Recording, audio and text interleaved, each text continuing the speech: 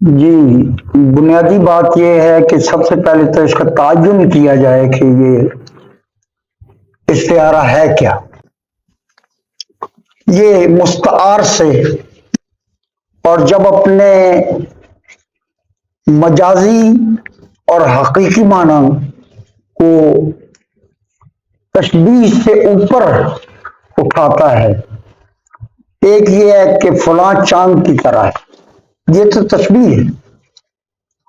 خود فلاں چاند ہے، یہ آگے جا کے علامت تک پہنچنے کی کوشش ہے. اور اس کے بعد استعارہ ہے جس میں بنیادی جو مجاز ہے اور مجاز مرسل ہے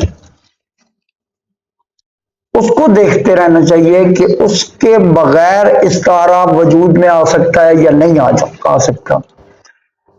میں نے ایک محفل میں عرض کیا تھا کہ لفظ پر سب سے بڑا ستم یہ ہے جب وہ اصطلاح بن جائے، ٹرم بنے، کیونکہ اس کے پھر باقی معنی سارے غروب ہو جاتے ہیں. وہ صرف ایک ہی معنی میں استعمال ہوتا ہے. استعارے کا کمال یہ ہے کہ وہ روزمرہ کی خبر سے لے کے اعلیٰ ترین شاعری تک سب میں موجود ہے. اور میٹافور جو ہے اس کے بارے میں یہ جو association of words with a word who has some meaning, ایک تو یہ ٹی ایس ایلیٹ نے اس کے لیے آبجیکٹو کوریلیٹو کا استعمال کیا میٹافور کو سمجھانے کے لیے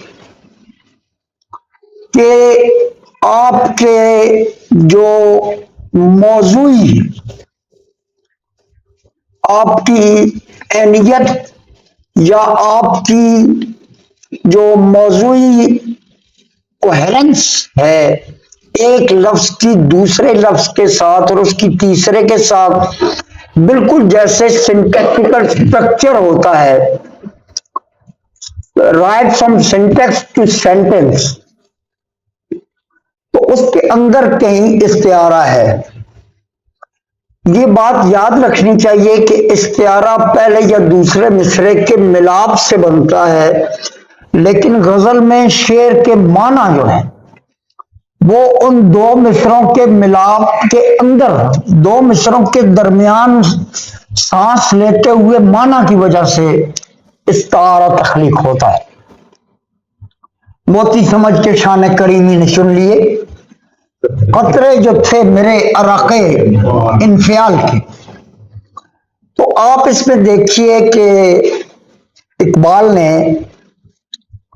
کس طرح استعارے سے کام لیتے ہوئے اپنی ہچمدانی کا، اپنی شرمندگی کا، اپنی اشفشانی کا ذکر کیا ہے.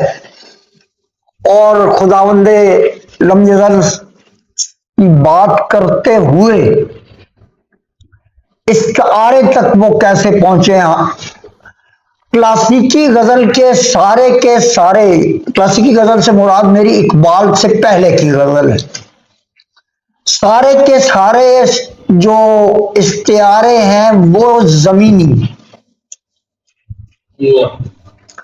اقبال کی غزل آسمانی استعاروں سے میرے ماہو مشتری کو ہمیں نہ سمجھا تھا میں، یا اقبال کی کوئی خودی کا تصور تیرے دل میں ہے فلک جس طرح آنکھ کے تل میں، یا ای جوانان عجم جانے منو جانے شما چن چراغ لال سوزم در خیابان شما میر صد مردی کے زنجیر غلامن بشکنات دیدے مازروزن دیوار زندان شما. اب اس میں جو جتنے بھی یہ اردو والے شعر پڑھے یا فارسی کے دو شعر میں نے اقبال کے پڑھے وہ استعارے زمین سے متعلق اس لیے نہیں ہے کیونکہ اقبال کا جو تصور مرد مومن ہے وہ زمین سے بالیدہ ہے. مثلا یوں کہنا چاہیے کہ نیٹشے کے پاس فوق البشر اور اقبال کے پاس خیر البشر ہے. تو اقبال نے استعارے کو ایک آسمانی چیز بنایا ہے، جیسے میر سیال کیفیت کے اور غالب آتشی کیفیت کے شاعر. میر کے نزدیک تمثال اور استعارہ جو ہے وہ آنکھ میں ہوتا ہے، جبکہ غالب کے یہاں وہ آئینے میں ہے۔ اب میں ہوں اور ماتم یک شہر آرزو، توڑا جو تو نے آئینہ تمثال دار تھا۔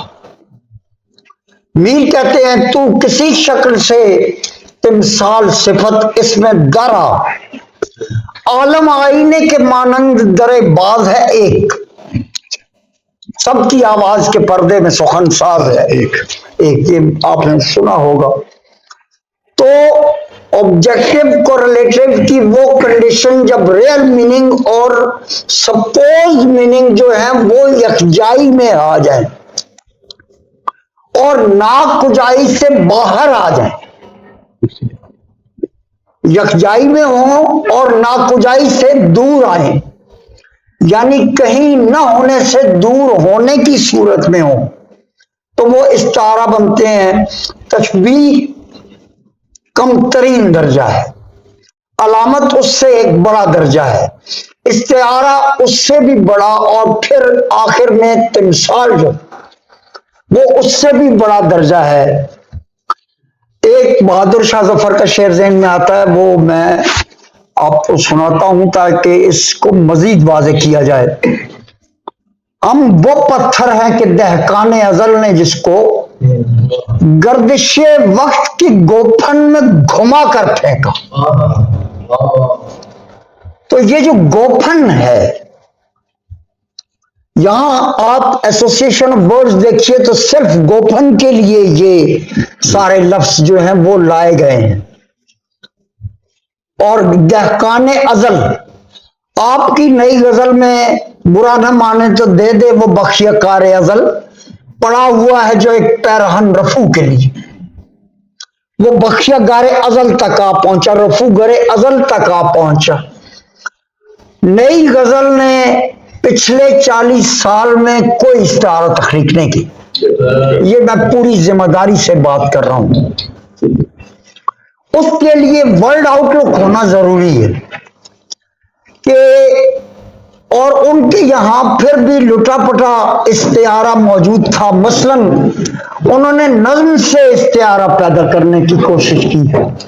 راشد کی مشہور ترین نظم جو ہے، جس کو بعض لوگ بڑی نظم کہتے ہیں، حسن کوزاگر، اس کا جو ایک کردار ہے جو آئیڈیل ہے حسن کا، جہازاد، اس کو لے کے تو کسی نے کہا کہ حجرے دل میں سخن کرتی ہوئی یاد کے ساتھ میں بہت چین سے ہوں اپنی جہازاد کے ساتھ۔